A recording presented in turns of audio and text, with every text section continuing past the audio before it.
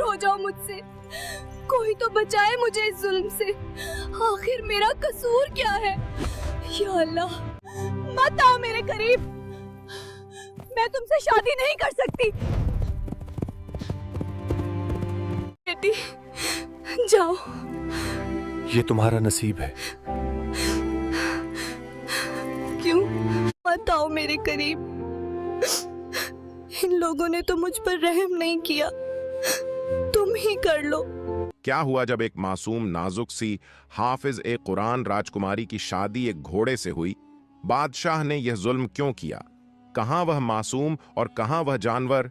यह तो कुदरत के कानून के भी खिलाफ था। आखिर क्या गलती थी उसकी?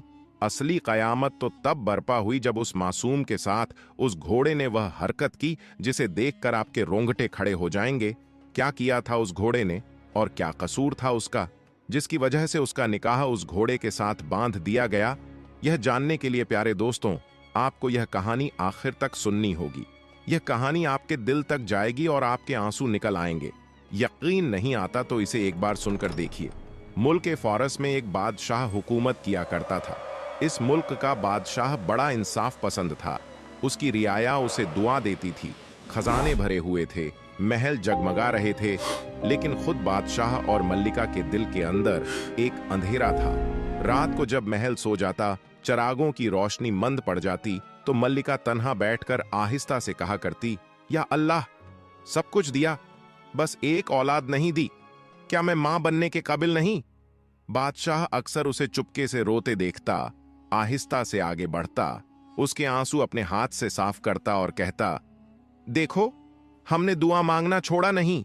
जिस दिन रब को मंजूर हुआ, उस दिन हमारा घर भी बच्चों की आवाज से गूंजेगा। मगर साल गुजरते गए, दुआएं लंबी होती गईं और झोली खाली ही रही। मल्लिका के चेहरे पर उदासी की एक मुस्तकिल लकीर बन गई थी। एक दोपहर का वक्त था, सूरज तेज था। महल के बड़े लोहे के दरवाजे के बाहर एक बूढ़ी फकीर औरत आकर बैठ गई। उसके हाथ में एक छोटा सा कटोरा था। चेहरा झुर्रियों से भरा हुआ, मगर आंखों में अजीब सी रोशनी थी। वह आहिस्ता आहिस्ता कह रही थी, अल्लाह के नाम पर कुछ दे दो बेटियों, अल्लाह तुम्हारे घरों को औलादों से भर दे। मल्लिका अपने कमरे की खिड़की के पास खड़ी थी। यह जुमला सुनकर उसका दिल जैसे धड़कने लगा। औलादों से भर दे। उसने दोनों हाथ खुद ब खुद अपने पेट पर रखे और आंखें नम हो गईं। उसे ख्याल आया, शायद यह आम फकीर नहीं, शायद इसकी दुआ कबूल हो जाए। वह जल्दी से उठ खड़ी हुई, जल्दी जल्दी अपना दुपट्टा संभाला और बिना किसी खादिमा के तन्हा महल के सहन से गुजरती हुई बड़े दरवाजे तक पहुंच गई। बूढ़ी औरत ने सिर उठाया, मल्लिका को देखा और नरम सी मुस्कुराहट उसके चेहरे पर आ गई। आ गई बेटी? मल्लिका चौंक गई। आपको कैसे पता मैं आऊंगी? बुढ़िया ने आंखें बंद करके कहा। जिसके दिल में इतना दर्द हो, वह आवाज जरूर सुनती है जो मैंने अभी कही थी। कहो बेटी, क्या दुख है? मल्लिका उसके सामने जमीन पर बैठ गई। बादशाहत, शान, रुतबा सब कुछ भूल गई। अम्मा, उसकी आवाज भर्रा गई। मैं मल्लिका हूं, सब कुछ है मेरे पास, मगर मैं मां नहीं बन सकी। सालों से दवा, दुआ, मन्नत, नजर सब कुछ कर लिया। अब तो यूं लगता है मेरी दुआ आसमान तक पहुंचती ही नहीं। तुम दरवेश हो, अल्लाह वाली हो, मेरे लिए दुआ करो। बूढ़ी औरत कुछ लम्हे उसे देखती रही। उसकी नजरें मल्लिका के दिल में उतरती महसूस हो रही थीं। फिर आहिस्ता से बोली, बेटी, औलाद मिलेगी, लेकिन सुन, जो बात मैं कहूंगी वह आसान नहीं। मल्लिका का दिल एकदम कांप गया। कैसी बात अम्मा? बूढ़ी औरत ने कहा, अगर तुम चाहो तो अल्लाह तुम्हें बेटा देगा, लेकिन उसकी उम्र सिर्फ 15 साल होगी। 15 साल बाद उसे वापस बुलाया जाएगा। कबूल है? या फिर पूरी जिंदगी बेऔलाद रहोगी, मगर बेटे के बिछड़ने का गम नहीं होगा। यह कहकर वह खामोश हो गई। हवा जैसे कुछ देर के लिए रुक गई हो। मल्लिका जमीन की तरफ देखती रह गई। दिल में तूफान था। 15 साल, सिर्फ 15 साल, मगर बेटा तो होगा ना। मैं उसे गोद में ले सकूंगी, उसे चलते देखूंगी। कुछ लम्हों बाद वह उठ खड़ी हुई। अम्मा, मैं बादशाह सलामत से मशविरा करके आती हूं, उनकी रजा भी जरूरी है। बूढ़ी औरत ने सर हिला दिया। जा बेटी, सोच समझकर फैसला करना। जो कह दूंगी वह फिर लौट आया नहीं जा सकता। बादशाह का फैसला। मल्लिका तेज कदमों से महल के अंदर गई। दिल की धड़कनें तेज थीं। बादशाह अपने कमरे में तसब्बी लिए बैठा था। उसने मल्लिका का चेहरा देखा तो फौरन समझ गया कि आज फिर कोई दुआ, कोई आस साथ लाई है। क्या हुआ? बादशाह ने नरमी से पूछा। मल्लिका ने सारी बात ज्यों की त्यों बयान कर दी। बुढ़िया के अल्फाज, 15 साल कबूल है या नहीं? कमरे में खामोशी छा गई। बादशाह ने खिड़की से बाहर आसमान की तरफ देखा, फिर आहिस्ता से बोला, हमने कितने बरस खाली झोली के साथ गुजार दिए। अगर रब हमें 15 साल का बेटा दे दे तो यह भी उसका करम होगा। कम से कम हम उसे गोद में तो उठा सकेंगे, उससे बातें तो कर सकेंगे। मैं राजी हूं। अगर तुम्हारा दिल भी मान जाए तो बुढ़िया से यही कह दो, हमें मंजूर है। मल्लिका की आंखों में आंसू आ गए, मगर यह आंसू उम्मीद के थे। मंजूर है, उसने होठों ही होठों में दोहराया और दोबारा दरवाजे की तरफ दौड़ पड़ी। बूढ़ी औरत अभी तक वहीं बैठी तसब्बी पढ़ रही थी। मल्लिका जैसे ही उसके सामने पहुंची, सांस फूली हुई थी। चेहरे पर नमी और रोशनी दोनों मिला जुला कर थे। अम्मा, बादशाह सलामत ने भी हां कर दी है। हम राजी हैं, चाहे सिर्फ 15 साल का हो। बस अल्लाह हमें बेटा दे दे। बूढ़ी औरत ने गहरी नजर से उसे देखा, फिर अपने झोले में हाथ डाला। अच्छा, अब मेरी बात गौर से सुन। पहले तो जाकर गेहूं के दानों की एक प्लेट ले आ। मल्लिका फौरन उठी। अंदर जाकर खादिमों को आवाज नहीं दी, खुद ही अनाज खाने में गई और अपने हाथों से गेहूं के दानों से भरी एक प्लेट ले आई। वह प्लेट बूढ़ी औरत के सामने रख दी। बुढ़िया ने प्लेट के ऊपर हाथ फेरा, फिर झोले से एक छोटा सा कपड़ा निकाला, उसमें से एक मोटा सा चावल का दाना निकाला और गेहूं से अलग अपनी हथेली पर रखकर बोली, यह देख, यह आम दाना नहीं। अब तुमने क्या करना है? इस चावल की खीर पकानी है। वजू करके, नमाज पढ़कर, अल्लाह से गिड़गिड़ाकर दुआ मांगनी है। फिर पहले खुद खाना, फिर बादशाह सलामत को खिलाना। बस आगे रब का काम है। मल्लिका ने दाना दोनों हाथों से ऐसे पकड़ा जैसे कोई छोटा सा खजाना पकड़ा हो। और सुन बेटी, बूढ़ी औरत ने दोबारा कहा, तुम्हारा बेटा पैदा होगा, उसका नाम सुलेमान रखना। उम्र 15 साल होगी, ये बात कभी मत भूलना। मल्लिका ने सर झुकाकर इंशा अल्लाह कहा और दाना संभालकर महल की तरफ चल पड़ी। जब वह पलटी तो पीछे मुड़कर देखा, मगर बूढ़ी औरत वहां मौजूद ही न थी। जैसे जमीन फाड़कर अंदर समा गई हो या हवा की लहर बनकर उड़ गई हो। मल्लिका के दिल में हल्की सी दहशत भी उतर गई, मगर उम्मीद उस खौफ से कहीं ज्यादा थी। उस रात मल्लिका ने खुद अपने हाथ से चावल की खीर बनाई। न कोई खादिमा, न कोई बावर्ची। हर चम्मच हिलाते हुए वह झेर लब कह रही थी, या रब, ये वही दाना है जो तेरी बंदी ने दिया। इसमें तूने शिफा, रहमत, औलाद का राज रखा है। बस हमें खाली मत लौटाना। नमाज इशा के बाद वह खैर की रकाबी लेकर बादशाह के पास आई। दोनों ने मिलकर हाथ उठाए, लंबी दुआ की, आंखों से आंसू बहे, लब कांपते रहे। फिर दोनों ने बिस्मिल्लाह पढ़कर खैर खा ली। उस रात महल पर एक अजीब सा सुकून उतर आया था। हवा नरम और मीठी हो गई थी, जैसे किसी ने आसमान से रहमत का हाथ महल की छत पर रख दिया हो। कुछ ही महीनों में मल्लिका के चेहरे का रंग बदलने लगा। पहले तो खुद उसे यकीन न आया, फिर हकीमा औरतों ने खुशखबरी सुना दी, मल्लिका सलामत, आप मां बनने वाली हैं। महल में पहली बार मां का लफ्ज गूंजा तो मल्लिका की आंखों से बेइख्तियार आंसू बह पड़े। बादशाह ने सजदा किया, अल्लाह का शुक्र अदा किया। गरीबों में खैरात बांटी गई और 9 महीने उम्मीद और दुआ में गुजर गए। आखिरकार वह दिन आया जब महल की फजा में एक नन्ही सी रोने की आवाज गूंजी, अल्लाहू अकबर, शहजादा हुआ है। काबिला औरत ने बच्चे को मल्लिका की गोद में दिया। नन्हा सा गुलाबी चेहरा, छोटी छोटी उंगलियां। मल्लिका की आंखों से आंसू गिरते जाते थे और वह हंसते हंसते रोती जाती थी। बादशाह ने बच्चे को गोद में लिया, उसके माथे पर बोसा दिया और आहिस्ता से कहा, मेरा बेटा, मेरा सुलेमान। मुल्क में खुशी के ढोल बजे, शादियों जैसा समा हो गया। कई दिन तक लंगर तकसीम हुआ, गरीबों को कपड़े दिए गए, कैदी आजाद किए गए। लेकिन इस सब शोर शराबे के पीछे एक खामोश सी हकीकत दोनों के दिल में थी। 15 साल, सिर्फ 15 साल। मगर उन्होंने फैसला किया था कि इन 15 सालों को दिनों नहीं, नेमतों की तरह गिनेंगे। सुलेमान की पैदाइश ने महल की सारी वीरानी को बदल दिया था। वह नन्हा सा बच्चा, जिसकी हर मुस्कान मलिका के आंसू पोंछ देती थी, बादशाह के दिल की धड़कन बन गया था। वह दोनों जानते थे कि उसकी उम्र तयशुदा है, मगर उन्होंने फैसला किया था कि हर दिन उसके साथ ऐसे गुजारेंगे जैसे यह दुनिया का सबसे कीमती दिन हो। वक्त गुजरता गया, सुलेमान बड़ा होने लगा। वह न सिर्फ सूरत में खूबसूरत था, बल्कि दिल का भी बहुत नरम था। सबसे प्यार, सबसे अदब और अल्लाह का नाम लेते हुए बड़ा होना। मल्लिका को यूं लगता कि शायद अल्लाह ने उनकी झोली में रोशनी डाल दी है। 10 साल की उम्र पर सुलेमान के चेहरे पर बचपन के साथ साथ एक अजब सी मासूम संजीदगी आने लगी। मल्लिका उसे देखती तो दिल में कहीं दबकर एक पुराना खौफ जागने लगता। वह अक्सर सोचती, अम्मा की बात, वह 15 साल, क्या वाकई इस बच्चे की उम्र इतनी ही है? नहीं, मैं बर्दाश्त नहीं कर सकूंगी। एक रात वह बेचैनी से पूरी रात जागती रही। आखिर फैसला किया कि वह सुलेमान का भविष्य जानकर रहेगी। चुपके से एक नजूमी को बुलाया। बादशाह ने बहुत समझाया कि ऐसी बातें ईमान को कमजोर करती हैं, मगर मां का दिल रुक नहीं सका।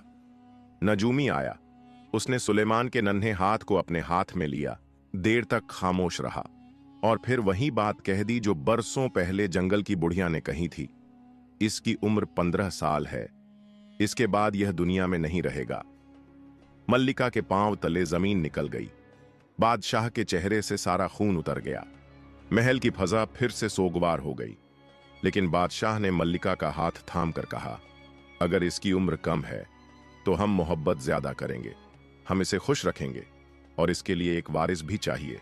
मैं चाहता हूं सुलेमान की शादी हो जाए। मल्लिका ने आहिस्ता से सर हिलाया। लेकिन शादी से पहले हमें बुढ़िया से इजाजत लेनी होगी। वह अम्मा जिसकी दुआ से यह बच्चा मिला था, शायद वही हमें रास्ता बताएगी।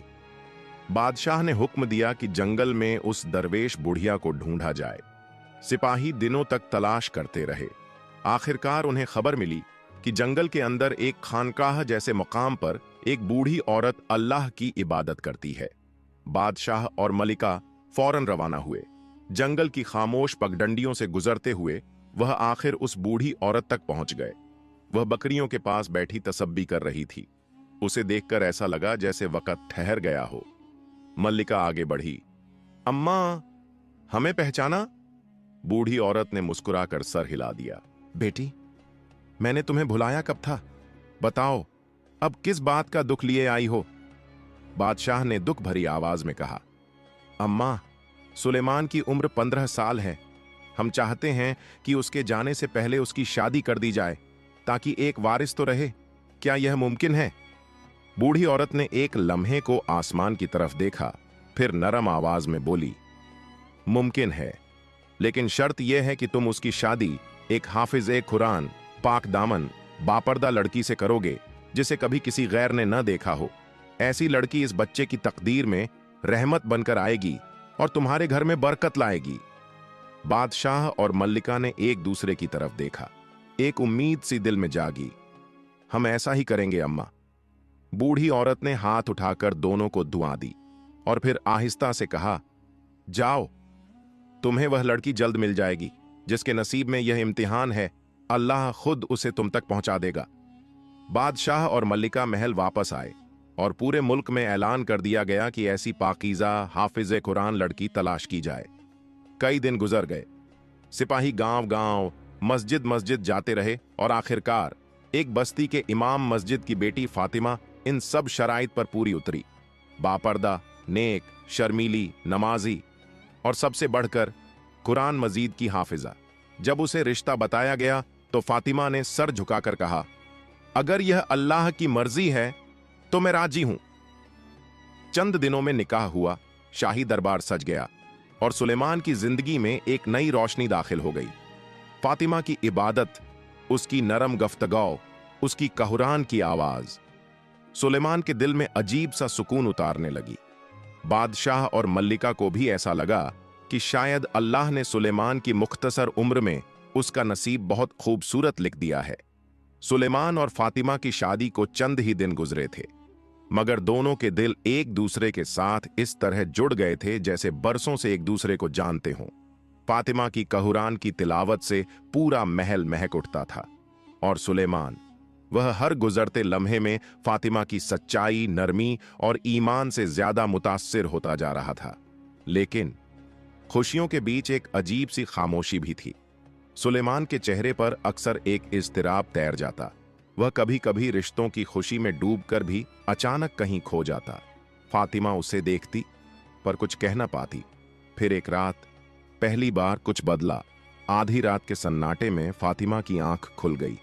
कमरे में हल्की सी रोशनी थी, मगर बिस्तर का एक हिस्सा खाली था। सुलेमान वहां नहीं था। फातिमा चौंकी। दरवाजा जरा सा खुला हुआ था, जैसे कोई आधी रात में चुपके से बाहर निकला हो, शायद नमाज के लिए उठा हो। वह खुद को समझाती रही, मगर दिल के अंदर एक अनजानी बेचैनी उठ रही थी। सुबह हुई तो सुलेमान हसबे मामूल मुस्कुराता हुआ मौजूद था। फातिमा ने पूछना चाहा, लेकिन उसके चेहरे पर ऐसी थकन थी कि वह सवाल दिल में ही दबा गई। अगली रात फिर वही हुआ, और फिर अगली, फिर उससे अगली। सुलेमान हर रात गायब हो जाता और फातिमा की बेचैनी बढ़ती चली गई। उसके दिल में खौफ सा बैठ गया था। यह राज क्या है? वह हर रात कहाँ जाता है, क्यों जाता है, और वह मुझे क्यों नहीं बताता? वह खामोश रहते रहते थक गई। दिन गुजरने लगे और एक दिन महल के दरवाजे पर वही बुजुर्ग फूल बेचने आया जो बरसों से महल में दाखिल होता और सबको फूलों की खुशबू से खुश करता। फातिमा ने पहले कभी उसे गौर से नहीं देखा था, लेकिन आज उसने देखा। उसके चेहरे पर अजीब सी दानाई थी, आंखों में नरमी और अल्फाज में मोहब्बत। वह फातिमा के करीब आया और बोला, बेटी, तू हर रोज मुझसे फूल लेती है, मगर आज तेरे चेहरे पर वह रोशनी नहीं। क्या हुआ है? दिल में कोई भारी चीज है? फातिमा हिचकिचाई। वह बात कहना नहीं चाहती थी, लेकिन दिल बोझ नहीं उठा पा रहा था। बाबा, मैं नहीं जानती। हर रात मेरा शौहर कहीं चला जाता है। मैं पूछ नहीं सकती, बता नहीं सकती, पर दिल डूबता जा रहा है। मैं जाग नहीं पाती, और जब सुबह उठती हूं वह मेरे पास होता है जैसे कुछ हुआ ही नहीं। बुजुर्ग ने गहरी नजर से उसे देखा, फिर आहिस्ता से उसके सर पर हाथ रखकर बोला, बेटी, अगर हकीकत जाननी है तो रात को अपने जिस्म में कांटा चुभो लेना। दर्द तुझे जगाए रखेगा और फिर तू देख लेगी कि तेरा शौहर कहां जाता है। फातिमा ने आंसू पोंछे, अगर यही वाहिद रास्ता है तो मैं यह भी कर गुजरूंगी। रात का इंतजार बहुत लंबा लगा। जब सुलेमान सो गया, फातिमा ने कपड़े की तह में छुपा हुआ कांटा निकाला और बहादुरी से अपने बाजू में चुभो दिया। दर्द ने उसकी आंखों में आंसू भर दिए, मगर उसने हिम्मत न हारी। वह जागती रही, लेकिन दर्द कम होते ही नींद ने उसे फिर से बेबस कर दिया। सुबह आंख खुली तो बिस्तर फिर खाली था। वह रो पड़ी। अगले दिन दोबारा बुजुर्ग के पास गई। बाबा, मैं फिर सो गई थी। बुजुर्ग ने अफसोस से सर हिलाया। बेटी, इस बार जख्म जरा गहरा करना, तभी जाग पाओगी। फातिमा ने हिम्मत की। रात हुई। वह सुलेमान के पास लेटी, मगर नींद को अपने करीब भी ना आने दिया। इस बार कांटे का दर्द ज्यादा था, इतना कि आंखें खुली रह गईं। और फिर आधी रात को वह मंजर आया जिसने उसकी रूह हिला दी। सुलेमान आहिस्ता से उठा, दरवाजा खोला और बाहर चल पड़ा। फातिमा फौरन उठी और उसके पीछे जाकर रास्ता रोक लिया। सुलेमान, आज तुम मुझे बताए बिना नहीं जाओगे। बताओ, तुम हर रात कहां जाते हो? क्या मुझ पर इतना भी भरोसा नहीं? सुलेमान का चेहरा फीका पड़ गया। आवाज टूट गई। फातिमा, खुदा की कसम मुझे मत रोको। अगर तुम्हें सच्चाई पता चल गई तो हम दोनों कभी एक दूसरे को नहीं देख सकेंगे। ये रात तुम बर्दाश्त नहीं कर पाओगी। फातिमा रोते हुए बोली, मुझे हकीकत चाहिए, चाहे मैं खुद से लड़कर हासिल करूं, पर तुम मुझे छोड़कर नहीं जाओगे। आज नहीं। सुलेमान ने थोड़ा सोचा, फिर आहिस्ता से बोला, ठीक है, अगर तुम हकीकत जानने पर अड़ी हो तो एक शर्त है। गेहूं के दानों की 2 मुट्ठियां ले आओ। फातिमा फौरन गेहूं ले आई। सुलेमान ने दोनों मुट्ठियां उसके हाथों में रखीं और कहा, दाएं हाथ वाले दाने मुझ पर फेंकोगी तो हकीकत सामने आ जाएगी। बाएं हाथ वाले दाने मुझे वापस इंसान बनाने के लिए हैं, वरना मैं हमेशा के लिए खो जाऊंगा। ये मत भूलना, एक लम्हा भी नहीं। फातिमा ने गहरी सांस ली। और दाएं हाथ वाले दाने सुलेमान पर फेंक दिए। अगले ही लम्हे सुलेमान की जगह एक सफेद शानदार घोड़ा खड़ा था। फातिमा की चीख उसके गले में अटक गई, आंखें फटी रह गईं, सांसें रुक गईं और उस खौफ में, उस घबराहट में वह बाएं हाथ वाली मुट्ठी फेंकना भूल गई। घोड़ा उसकी आंखों के सामने जंगल की तरफ भागा, बहुत तेजी से, बहुत दूर तक, और गायब हो गया। फातिमा जमीन पर गिर पड़ी। मैंने क्या कर दिया? मैंने उसे खो दिया। ये सब मेरी गलती है। महल मातम कदा बन गया। बादशाह और मल्लिका दोनों टूट गए और फातिमा ने फैसला किया, मैं लंगर लगाऊंगी, गरीबों को खाना खिलाऊंगी, तब शायद अल्लाह मेरे दिल का बोझ हल्का करे, मैं इसी में अपना गम भुला सकूंगी। फातिमा महल से निकल आई, मगर दिल के अंदर एक ऐसा खला था जो लफ्जों में बयान नहीं हो सकता था। सुलेमान के जाने का गम उसकी सांसों पर बोझ बनकर बैठ गया था। महल की दीवारें उसे तंग करने लगी थीं और हर कमरे में सुलेमान की याद गूंजती थी। उसने हिजाब ओढ़ा, जेवरात उतारे, बादशाह और मल्लिका के कदमों में बैठकर कहा, मुझे इजाजत दें, मैं लंगर लगाऊंगी, गरीबों के पेट भरूंगी, शायद अल्लाह मेरे दिल की तड़प को ठंडा कर दे, शायद इसमें ही कोई हिकमत हो। बादशाह और मल्लिका ने आंखों में आंसू भरकर उसकी पेशानी चूमी। जा बेटी, रब तुझे सुकून दे, हमसे जो हो सकेगा हम तेरे लिए करेंगे। यूं फातिमा अपने साथ थोड़ा सा सामान, थोड़ी सी दौलत और दिल भरा हुआ दुख लेकर महल से निकल आई। गांव के बीचों बीच एक पुरानी जगह थी, एक वीरान सा चबूतरा। उसने वहीं अपना लंगर खाना बना लिया। खाना लजीज, गरम, खुशबूदार होता और शर्त एक थी, जो मुझे कोई नई, अजीब, सच्ची बात बताएगा, मैं उसे पूरा पेट भरकर खाना खिलाऊंगी। लोग आते, अपनी जिंदगी की हैरान करने वाली बातें सुनाते और फातिमा खामोशी से सुनती, खाना देती और आंखें पोंछ कर कहती, अल्लाह सब आसान करे। वक्त गुजरता गया। उसके हाथों के लंगर ने लोगों के दिल जीत लिए, मगर उसका अपना दिल अब भी खाली था। हर रात वह एक ही दुआ करती, या रब, किसी तरह मुझे मेरे सुलेमान तक पहुंचा दे। अब असली तकदीर हरकत में आने वाली थी। इसी गांव में एक बूढ़ा शख्स रहता था, वही जिससे फातिमा महल में फूल खरीदा करती थी। वह और उसका बेटा और बहू मेहनत मजदूरी करते थे। बुजुर्ग घर के छोटे बच्चों को संभालता और शाम को घर जाता था। एक दिन उसने बच्चों को सुलाया और सोचा, चलो बाग से फूल ले आऊं, कल लंगर वाली बेटी के लिए ले जाऊंगा, वह हमेशा मुझसे फूल लेकर मुस्कुराती है। वह बच्चों को सुलाकर बाग चला गया, मगर तकदीर ने उस दिन कुछ और लिख रखा था। उसका बेटा और बहू जल्दी घर आ गए। जब उन्होंने बच्चों को अकेला देखा और बाप घर में मौजूद न था, गुस्से में भर गए। अब्बा, आपका दिमाग खराब है, बच्चों को अकेला छोड़कर चले गए, अगर कोई नुकसान हो जाता तो? यह आखिरी बार है, आइंदा ऐसा किया तो घर से निकल जाना। बुजुर्ग घबरा गया, माफी मांगी, लेकिन बेटे और बहू के दिल न पसीजे। अगले दिन वह फिर बच्चों को सुलाने के बाद चारे और फूल लेने बाहर निकल गया।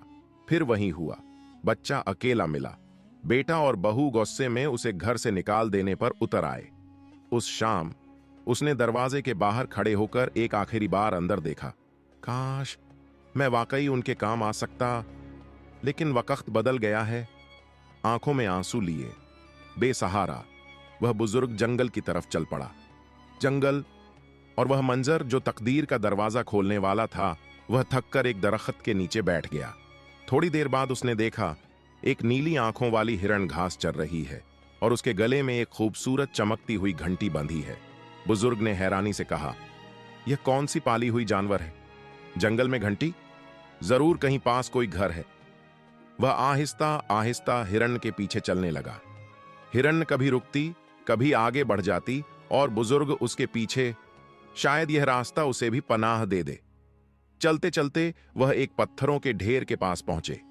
हिरण रुकी, फिर अचानक उसने अपने सींग उस पत्थर पर मारे और पत्थर खिसक गए। रोशनी फैल गई, एक गार का दरवाजा खुल गया।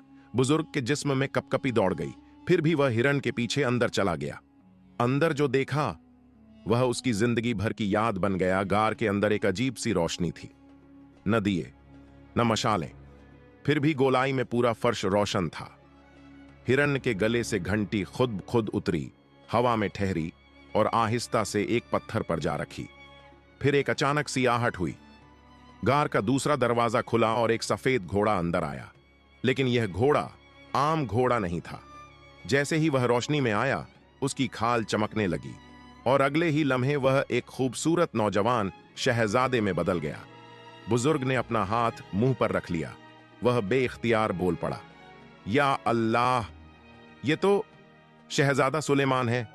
शहजादा सुलेमान थका हुआ सा एक शाही पलंग पर बैठ गया। सामने लजीज खाने खुद ब खुद जाहिर हुए। वह खाता रहा। फिर उसके पास बैठा एक तोता बोलने लगा, सुलेमान, तुम्हारे माँ बाप रो रहे हैं और तुम्हारी बीवी फातिमा, वह तो गम में जल रही है। उसने लंगर खोल लिया है। वह हर भूखे को खाना देती है और दुआ मांगती है कि अल्लाह तुम्हें वापस ले आए। यह सुनकर शहजादा सुलेमान की आंखें भर आईं। उसने आसमान की तरफ देखा। या रब, मेरी फातिमा, काश मैं उसके पास जा सकता। यह देखकर बुजुर्ग का दिल दहल गया। वह सारी रात वहीं छुपा रहा और सब कुछ देखता रहा। सुबह हुई, हिरण दोबारा बाहर जाने लगी। दरवाजा खुला और बुजुर्ग भी फौरन उसके पीछे बाहर निकल आया। वह गांव की तरफ चल पड़ा। उसके कदम जल्दी जल्दी उठ रहे थे। उसे यह राज फातिमा तक पहुंचाना था। बुजुर्ग गहार से बाहर निकलकर जंगल में देर तक भटकते रहे। दिल में खौफ भी था, हैरानी भी, और यकीन भी नहीं आ रहा था कि उन्होंने जो देखा वह ख्वाब नहीं था। आंखों के सामने वह सफेद घोड़ा, फिर एक पल में शहजादा बन जाना, फिर वह तोता, फिर वह हिरन और वह रोशन गहार। बुजुर्ग के कदम लड़खड़ा रहे थे, लेकिन दिल में एक ही बात थी, यह राज किसी को बताना होगा। लेकिन किससे? किसके पास जाऊं? कौन सुनेगा? कौन समझेगा? वह चलते चलते गांव की तरफ आ गए। भूख भी लग रही थी, प्यास भी थी और थकान से जान निकल रही थी। गांव के बीचों बीच एक लंबी सी कतार नजर आई। लोग कुछ बता रहे थे, कुछ अपने नंबर का इंतजार कर रहे थे। बुजुर्ग ने एक आदमी से पूछा, बेटा, ये लोग किस लिए खड़े हैं? आदमी बोला, यहां एक नेक औरत है। जो भी उसे कोई नई बात बताता है, वह उसे लजीज खाना खिलाती है, कपड़े देती है और बहुत इज्जत से बिठाती है। बुजुर्ग के अंदर भूख मचल गई, लेकिन दिल ने कहा, मैं भी कह दूंगा कि मेरे पास नई बात है, कुछ तो मिल जाएगा। वह कतार में लग गए। लोग उन्हें लंगर खाने के अंदर ले गए। उनके सामने गरम सालन, चावल, रोटी और मीठा रखा गया। बुजुर्ग ने पेट भरकर खाया, जिस तरह बरसों से न खाया था। फिर एक खादिम ने कहा, आइए बुजुर्ग, अब हमारी मालकिन को वह अजीब बात बता दीजिए, वह आपका इंतजार कर रही हैं। बुजुर्ग घबरा गए। सच तो यह था कि वह खाना खाने के लिए झूठ बोलकर आ गए थे। उनके पास कोई नई बात, कोई कहानी, कुछ भी नहीं था। वह अंदर गए। एक नकाब पोश औरत सामने बैठी थी। चेहरा छुपा हुआ, मगर अदब से भरे अंदाज में हाथ बांधे, जैसे किसी गरीब का इंतजार कर रही हो। बुजुर्ग ने झिझकते हुए कहा, बेटी, मेरे पास कोई अजीब बात नहीं। मैंने भूख में झूठ बोल दिया था, मुझे माफ कर दो। मैं बूढ़ा हूं, भटक गया था। वह रुके, सांस भरी और पीछे मुड़कर जाने लगे। अचानक वह नकाब पोश औरत कुछ कदम आगे आई और कांपती हुई आवाज में बोली, बाबा, क्या आप मुझे पहचानते नहीं? बुजुर्ग ठहर गए। उन्होंने गौर से देखा, आवाज, अंदाज। फिर वह हैरानी से कांप उठे। बेटी फातिमा, अरे तू तो महल वाली शहजादी है, जो हर रोज मुझसे फूल लिया करती थी। फातिमा की आंखें भर आईं। बाबा, मैं तो आपको दूर से ही पहचान गई थी। आपके चेहरे की नरमी, आपके बात करने का तरीका मैं कैसे न पहचानती। बुजुर्ग की आवाज कांप गई। बेटी, मैंने जो देखा है वह शायद सिर्फ इसीलिए देखा कि यह बात तुझे पहुंचनी थी। यह राज तेरे सिवा कोई नहीं सुन सकता, और आज दोनों को मिलना ही था। यह अल्लाह की तकदीर है। फातिमा ने आहिस्ता से कहा, बाबा बैठिए और मुझे सब कुछ बताइए, हर बात, हर मंजर, जो आपने देखा, जो आपके साथ हुआ। बुजुर्ग बैठ गए। हाथ कांप रहे थे, दिल की धड़कन तेज थी। उन्होंने पूरी बात शुरू से बयान की। हिरन, घंटी, पत्थरों का दरवाजा, गार की रोशनी, सफेद घोड़ा, फिर घोड़े का शहजादा बन जाना, पलंग, जादुई खाना, तोते की बातें, और आखिर में शहजादा सुलेमान का गम, उसका अपनी फातिमा को याद करना। हर लफ्ज तीर की तरह फातिमा के दिल में उतरता गया। जब किस्सा खत्म हुआ, फातिमा के आंसू रुकने का नाम नहीं ले रहे थे। बाबा, आपने मुझे वह बात बता दी जो सुनने के लिए मेरी रूह तड़प रही थी। सुलेमान जिंदा है, बस जादू में गिरफ्तार है। बुजुर्ग ने हां में सिर हिलाया। बेटी, यही सब देखा मैंने। अब तो बता, तू क्या करना चाहती है? फातिमा ने अपने आंसू पोंछे। चेहरे पर वही अज़्म उतर आया जो सिर्फ ईमान वाली औरत के पास होता है। मैं उसे वापस लाऊंगी, अल्लाह के नाम पर, कुरान की ताकत पर, मोहब्बत के सहारे पर। मैं अपने शौहर को जादू की कैद से निकाल कर लाऊंगी। बाबा, क्या आप मेरे साथ चलेंगे? बुजुर्ग ने बिना झिझक कहा, जान भी देनी पड़ी तो दूंगा। चल बेटी, आज हम तकदीर के दरवाजे खोलने जा रहे हैं। फातिमा ने अपने आंसू पोंछे, नकाब दुरुस्त किया और एक छोटी सी थैली में कुछ जरूरी चीजें रखीं। दिल में खौफ भी था, थकान भी, मगर मोहब्बत हर खौफ से बड़ी थी। सुलेमान को पाने की उम्मीद उसके कदमों को मजबूत कर रही थी। बुजुर्ग ने अपनी लाठी थामी और दोनों लंगर खाने से निकलकर उस रास्ते की तरफ चल पड़े जो जंगल की गहराइयों में जाता था। रास्ते भर फातिमा के होठों पर सूरह ए यासीन जारी रही। हर आयत जैसे उसके दिल में नूर भर रही थी। वह महसूस कर रही थी कि अल्लाह उसके साथ है। इस सफर का हर कदम एक आजमाइश है, मगर अंजाम जरूर रहमत होगा। रास्ते में भेड़ियों का झुंड, जंगल के बीच अचानक दरख्तों के पीछे से आवाजें आईं। घुर्राने की आवाजें, पत्तों की सरसराहट, भूख से भरी सांसें। बुजुर्ग ठिठक गए। बेटी, ये भेड़िए हैं, हम इनके बीच से नहीं निकल सकते। फातिमा ने बेखौफी से सिर उठाया। बाबा, जो औरत अल्लाह के कलाम पर भरोसा करे, अल्लाह उसे जंगल के दरिंदों से भी महफूज रखता है। उसने हाथ उठाया और सूरह ए यासीन का वह हिस्सा पढ़ा जिसमें अल्लाह अपनी हिफाजत का वादा सुनाता है। फिर हैरान कर देने वाला मंजर हुआ। भेड़ियों का पूरा झुंड जैसे किसी ना देखे हाथ के इशारे पर धीरे धीरे पीछे हटने लगा। आंखों की चमक बुझ गई, गुर्राहट खामोश हो गई और उनके लिए रास्ता खुद ब खुद खुलने लगा। बुजुर्ग की आंखों से बेखतियार आंसू बहने लगे। बेटी, तेरे कुरान की तासीर किसी ने भी आज तक नहीं देखी होगी। फातिमा ने आसमान की तरफ देखा। मेरे रब की मदद है बाबा, मैं तो बस उसके कलाम की पैरवी करती हूँ। काफी देर चलने के बाद वे उस मुकाम तक पहुंचे जहां पत्थरों का एक ऊंचा सा ढेर था, जैसे किसी ने छोटा सा पहाड़ बना दिया हो। बुजुर्ग ने कांपती आवाज में कहा, यही वो जगह है, यही वो पत्थर है, यहीं हिरन आती है और यहीं से गार का दरवाजा खुलता है। शाम ढलने लगी थी। वे दोनों पत्थरों के करीब छुपकर बैठ गए। दरख्तों के साए लंबे होने लगे, हवा ठंडी होने लगी और जंगल पर खामोशी उतर आई।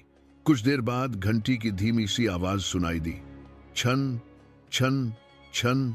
झाड़ियों के दरमियान से वही हिरन नमूदार हुई, गले में चमकती हुई घंटी, कदम नरम लेकिन इरादे मजबूत। वह सीधी पत्थरों के ढेर के पास गई, अपनी सींग जोर से पत्थरों पर मारी और फातिमा और बुजुर्ग के सामने पत्थर धीरे धीरे सरकने लगे। अंदर से रोशन सी सुरंग जैसा रास्ता जाहिर हुआ। गार का दरवाजा खुल चुका था। हिरन अंदर चली गई। फातिमा ने जल्दी से बुजुर्ग की तरफ देखा। बाबा, अगर हमने अभी कदम न रखा तो दरवाजा बंद हो जाएगा। वे दोनों हिम्मत करके हिरन के पीछे अंदर उतर गए। गार के अंदर ठंडी नरम रोशनी थी, न कोई दिया न कोई चिरागा, फिर भी हर चीज हल्की चमक में वाजह थी।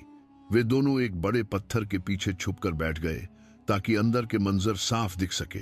हिरन आगे गई, गले से घंटी खुद ब खुद उतरकर एक तरफ रख दी गई।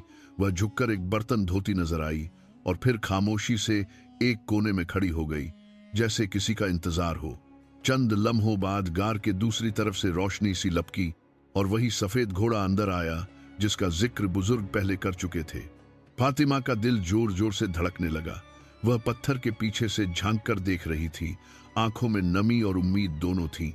घोड़ा जैसे ही गार के बीचों बीच आया, उसके बदन पर रोशनी सी दौड़ी और देखते ही देखते वह एक नौजवान शहजादे में बदल गया।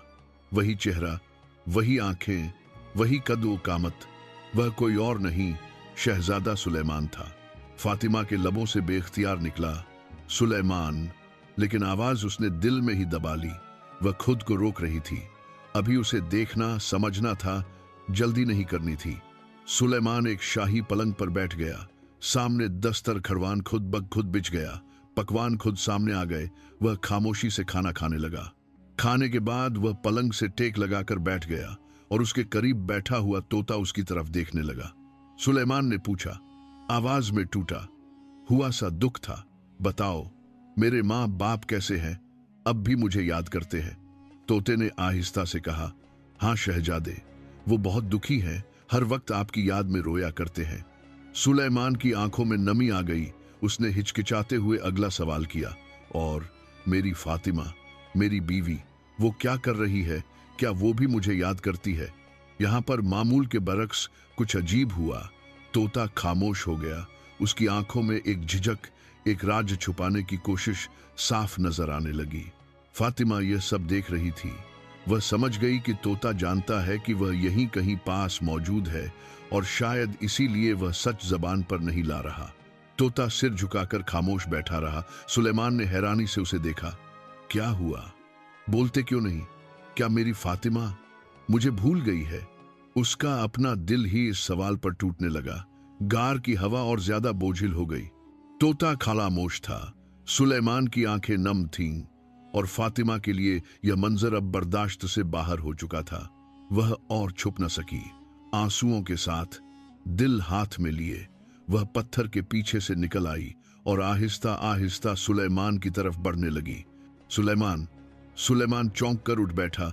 चेहरे पर हैरानी, डर, खुशी सब कुछ एक साथ आ गया। फातिमा, यह तुम हो? नहीं, यह ख्वाब है। नहीं, तुम यहां कैसे आई? तुम्हें यहां नहीं आना चाहिए था। फातिमा उसके करीब आकर पलंग के किनारे बैठ गई। हाथ बढ़ाकर उसके कंधे को छुआ। यह ख्वाब नहीं है सुलेमान, मैं अपनी गलती सुधारने आई हूं। मैंने ही तुम्हें इस कैद में भेजा। मैं ही तुम्हें इस कैद से निकालूंगी। मुझे बताओ, मैं क्या करूं? कैसे तुम्हें वापस अपने पास ले जाऊं? मैं तुम्हें यहां छोड़कर नहीं जाऊंगी। सुलेमान ने उसका हाथ थाम लिया, फिर जल्दी से छोड़ दिया, जैसे कोई डर उसके दिल पर काबिज हो गया हो। फातिमा, मेरी जान, अगर तुम यहां ज्यादा देर ठहरी तो तुम भी इस जादू में फंस जाओगी। यह जगह आम नहीं है। यह सब कुछ एक जादूगर की चाल है। अगर तुम वाकई मुझे आजाद करना चाहती हो तो तुम्हें एक और सफर करना होगा, इससे भी ज्यादा मुश्किल, इससे भी ज्यादा खतरनाक। फातिमा ने आंसू पोंछे, मगर नजर में कोई लड़खड़ाहट नहीं थी। मैं तैयार हूं, बताओ मुझे क्या करना है। सुलेमान ने गहरी सांस ली। जंगल के उस हिस्से में जाना होगा जहां कांटों वाला जंगल है, जिसके किनारे एक खुला मैदान है और इस मैदान के साथ एक दरख्त के नीचे एक बूढ़ी माँ रहती है। वही बुढ़िया जिसने कभी मेरे माँ बाप को चावल का दाना दिया था। वहां कुछ बकरियां होंगी और एक खास सफेद घोड़ा होगा।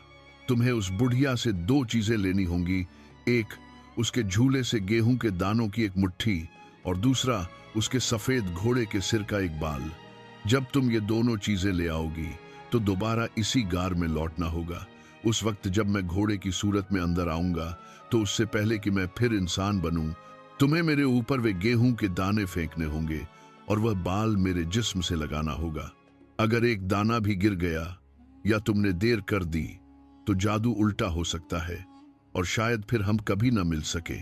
फातिमा पूरी तवज्जो से हर लफ्ज सुन रही थी, जैसे दिल पर लिख रही हो। मैं कुछ नहीं भूलूंगी सुलेमान, मैं जरूर आऊंगी। वे दाने भी लाऊंगी, वह बाल भी। बस तुम मेरा इंतजार करना। सुलेमान ने टूटती आवाज में कहा, अल्लाह तुम्हारी हिफाजत करे।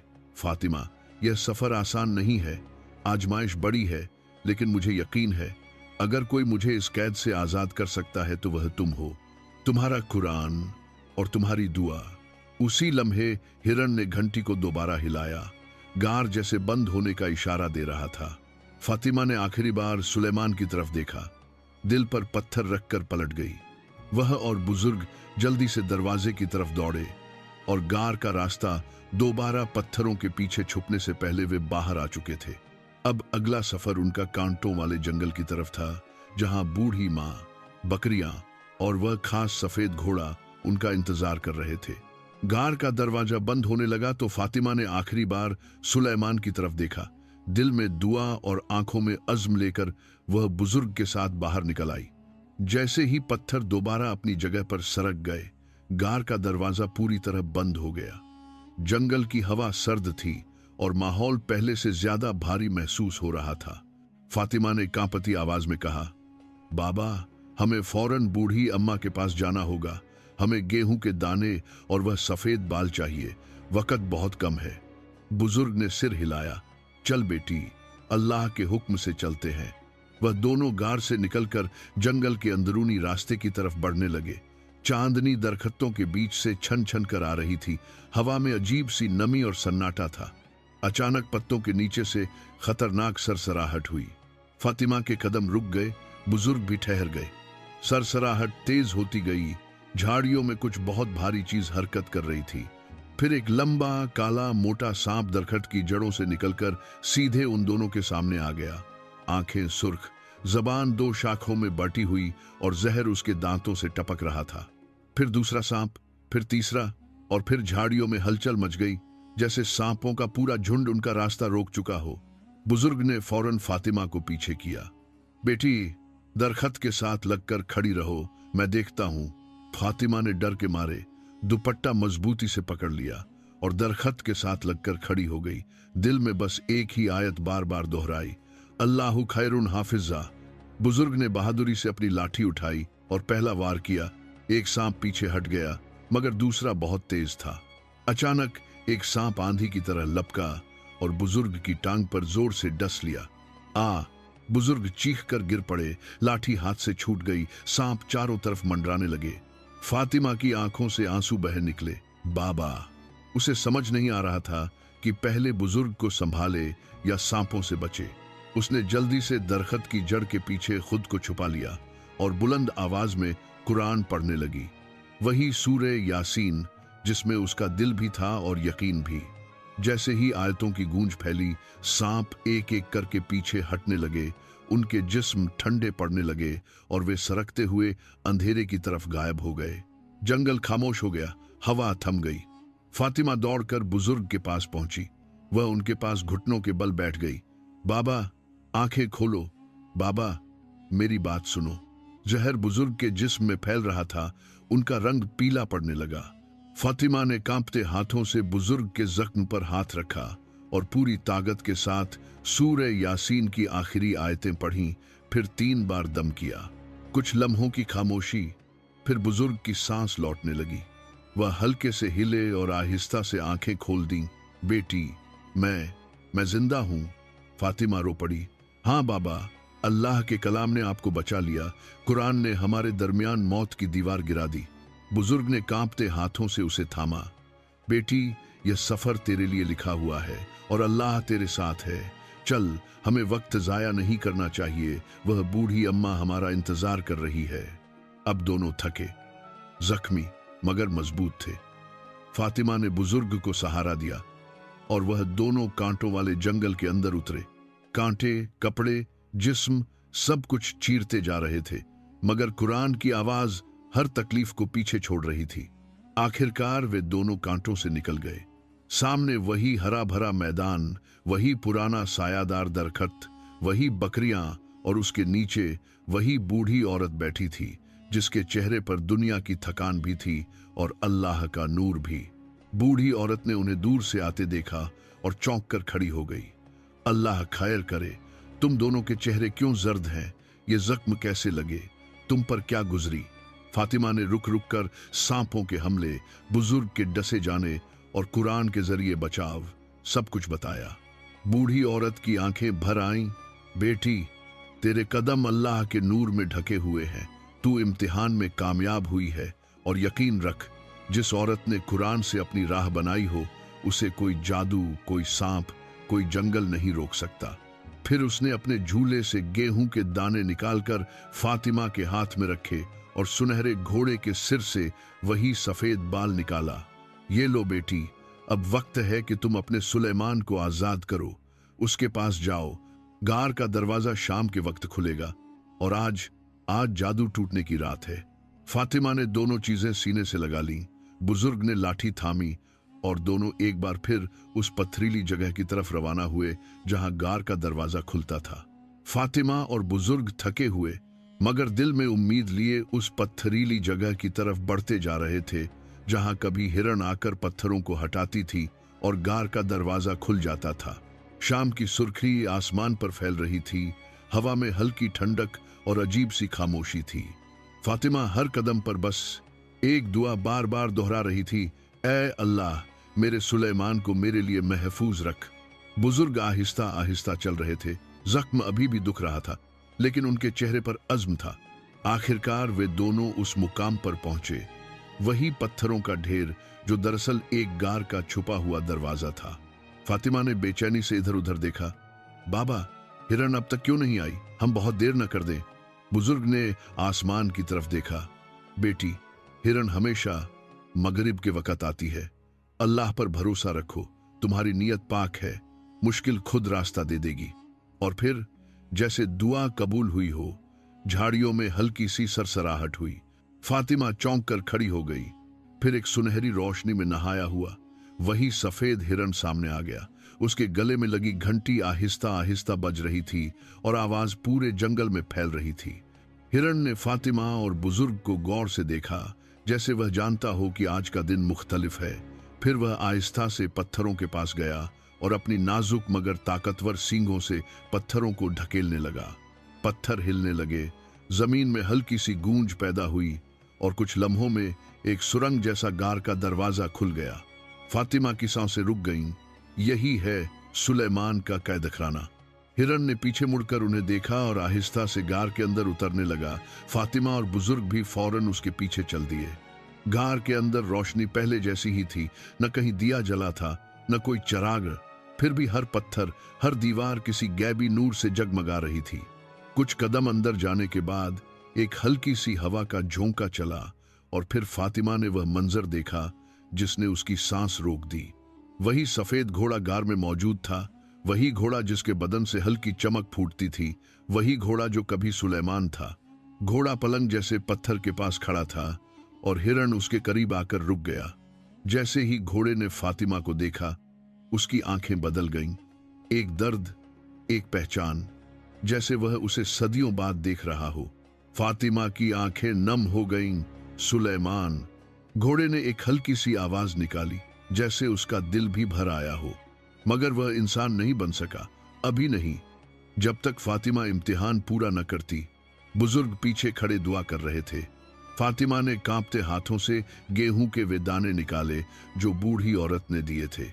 उसे सुलेमान की बात याद आ गई। मेरी हकीकत तब खुलेगी जब तुम दाने मेरे ऊपर फेंकोगी और फिर सफेद बाल मेरे जिस्म को छुएंगे, तब मैं आजाद हूं। फातिमा ने दाने अपने हाथ में लिए और एक कदम आगे बढ़ी। उसके कदमों की आवाज गार में गूंज रही थी। उसने घोड़े के सामने खड़े होकर आसमान की तरफ नजर उठाई और हल्की आवाज में कहा, या अल्लाह, यह अमल तेरे लिए है।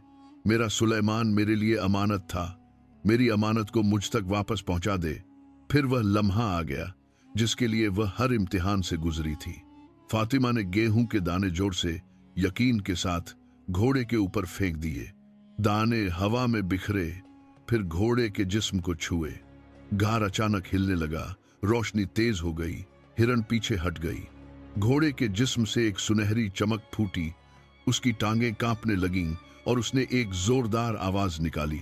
फिर फातिमा ने सफेद बाल उसके सीने पर रख दिया और फिर जादू टूट गया। नूर का एक गोला फटा, गार में जोर की गूंज हुई और सफेद घोड़ा आहिस्ता आहिस्ता अपनी शक्ल खोने लगा। उसकी टांगें इंसान बनने लगी, चेहरा बदल गया, बाल वापस आए और कुछ लम्हों बाद शहजादा सुलेमान फातिमा के सामने खड़ा था। चेहरा थका हुआ मगर रोशनी से भरपूर। वह जैसे ही हकीकत में आया, लड़खड़ा कर आगे बढ़ा और फातिमा के हाथ थाम लिए। फातिमा, तुम आ गई। तुमने हर इम्तिहान पार कर लिया, सिर्फ तुम ही मुझे आजाद कर सकती थी। फातिमा रो पड़ी, सुलेमान, मैंने तुम्हें खोने का खौफ हर सांस में झेला है। सुलेमान ने उसे अपने सीने से लगा लिया। अब कभी नहीं, तुमने मुझे मेरे आप से भी ज्यादा पहचान लिया। इसी लम्हे एक तेज चीख की आवाज आई, हिरण की शक्ल टूटी और वह एक बूढ़ी जादूगरनी में बदल गई। इसी तरह तोता भी इंसान बना, एक कमजोर जादूगर। दोनों के बदन से धुआं उठा और वे खुद अपने जादू में जलकर राख में बदल गए। गार का दरवाजा खुद ब खुद खुल गया और अंधेरे के बजाय बाहर सूरज की रोशनी थी। फातिमा ने सुलेमान का हाथ थामा, बुजुर्ग ने लाठी संभाली और वे सब बाहर निकल आए। घार से बाहर कदम रखते ही जैसे दुनिया बदल गई हो। थोड़ी देर पहले तक फातिमा की आंखों में खौफ था, मगर अब उसमें एक ऐसा सुकून था जो सिर्फ रब की मदद देखकर नसीब होता है।